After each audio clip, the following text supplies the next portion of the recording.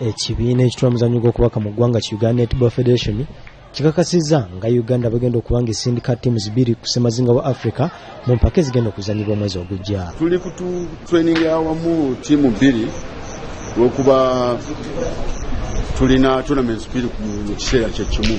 Tulinayo World Qualifier ate ne tubeera ne Burundi East Africa. Kino bakintroducinzeyo nga tetusobola okukisalamu okukikyusa ate nga tiimu emu tesobola okuzaanya bifo byombi mu kiseera kyekimu. Olwekyo tulina tiimu 2 zino zonna nnungi, tujja kusalawo emu egende mu qualifier e Lusaka Zambia, then endala egende Bujumbura e Burundi. Omwogezi w'ekibiina ekitwala omuzannyo gw'okubaka mu ggwanga Wilberforce Mutete atutegeezezza nga okutendekebwa kugenda mu maaso ng'era abavubuka bali mu mbeera nnungi.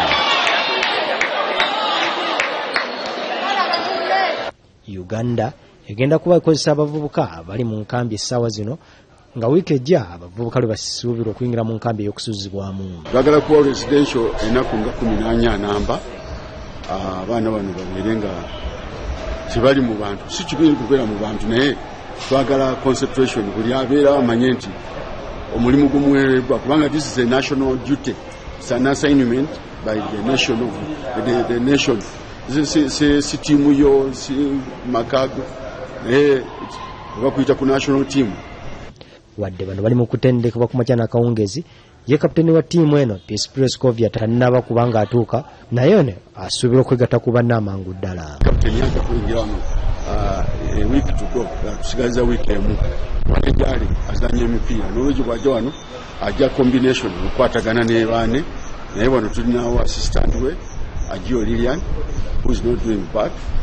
Tena yeye ali senior player on the team azanya bulungi baane abakwasaganya bulungi. Uganda yemu ku mawanga mu Africa gasinga okukola obulungi muzannyo gw'okubaka ng'ensangi zino ekwata kifo kya 7 mu nsi yonna.